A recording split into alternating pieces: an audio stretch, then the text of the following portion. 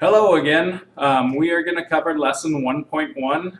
We will be talking about variables and expressions. A couple of the objectives here are stated. We're taking mathematical expressions and writing them for verbal expressions. So basically we're taking numbers, letters, symbols and putting them into words, and then we're going to do the opposite. We're going to take things that are verbally written and we're going to put them into mathematical expressions using numbers, variables, and different operations. And as you can see, there's a handful of vocab words that will go with our lesson.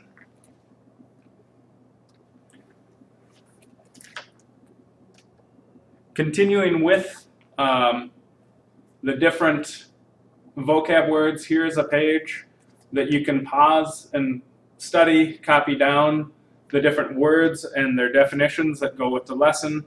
Otherwise, you can look at the lesson for 1.1 in the textbook and find these there as well. For the sake of trying to keep the video short, I'm not going to spend a lot of time on this page. Please copy them down and pause if need be. If you feel that you have them from previous years, that's fine also. Okay, looking at this page, we're kind of studying and using, I guess, different words for symbols. So when we have an addition sign, some common phrases that we use are more than, in addition to, plus, further than, added to, and increased by. For subtraction, we have minus, decreased by, subtracted from, less than, fewer than, and also a number less than, in this case 12. These here, I want to come back to and talk about in class because they can be tricky for students. For multiplication, some of them that I can think of are multiplied by maybe 2 times something. We might say the product of 5 and 6, where we're multiplying 5 and 6. We might say 3 times more than x. For division, we might use quotient or divided by. These are some examples that I could think of off the top of my head. Here's my challenge to you. If you can think of more, please put them in there and bring them to class so they can be part of our discussion. Okay, so taking a look at some of what we might have to experience. Here we're taking a verbal expression. Example number 1, 8 more than a number. And we're going to put that into numerical expression. So we know we have 8. We have more than some number. In this case, we don't know what the number is. We're going to use a variable. Often, n could be an example. So we have a number and then 8 more. This would be an acceptable way of writing it. We will also see this one possibly written as 8 plus n. Both would work. Okay. Example 2, 7 less the product of 4 and a number x. So we have the product, 4 and a number x, 7 less. So we go 7 minus that. So again, 7 minus 4x.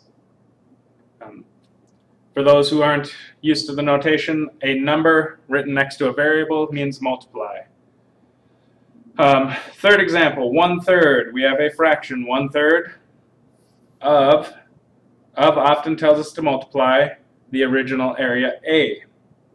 So in this case, I can write it like this. 1/3 next to the letter A means 1/3 times A.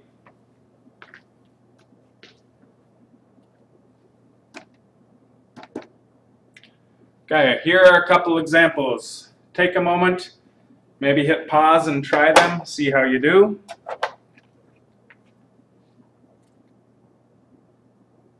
I will go ahead and write the answers down. Might be beneficial for you to pause. So for the first one, I would end up saying 7m to the 5th. Okay, 7 times m to the 5th power. Number 9. Problem 5, 9 more than the quotient of b and 5. Here I'm going b divided by 5, and it's 9 more than that. So we can add 9 Another way that we might see this one, that because it's addition, order doesn't matter as much, we might see it written this way. Okay, I would be inclined to go with the first option. The second option would work as well. Sometimes we're asked to evaluate an expression. That means find the value. What does 9 to the second mean? Okay, we remember it is 9 times 9, but the value, as we evaluate it, what we're looking for is the answer, 81.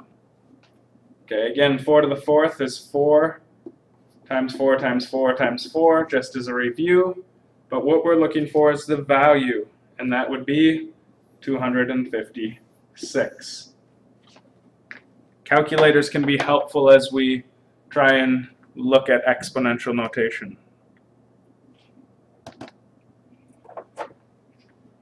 So here, oh, let me back up a page, pardon me.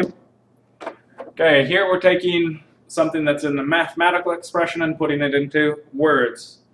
Okay, so we have 4m to the third. There are a couple different ways we could write this, and they would be accurate. What I would say, I would just go 4 times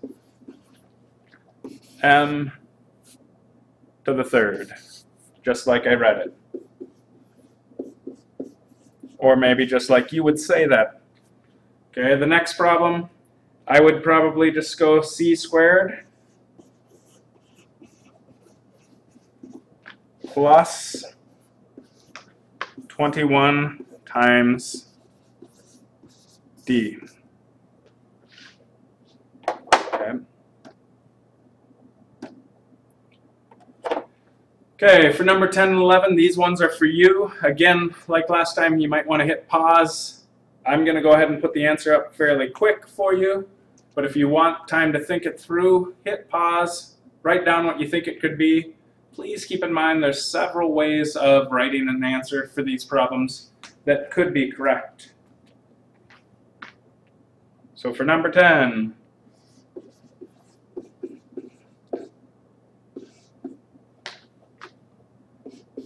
might say 1/2 n cubed.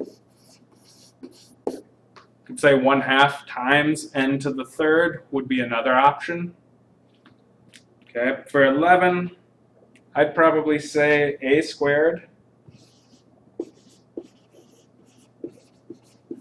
If you chose to say a to the second, we're saying the same thing. Then I'd say minus 18 times b. Some people might want to get a little fancier and say it's a squared minus the product of 18 and b. Both would be correct. So this is the end of our lesson. I'm working on trying to keep these, at 10 minutes or less. So I think we did that. Hopefully it went well. We'll see you in class on Monday.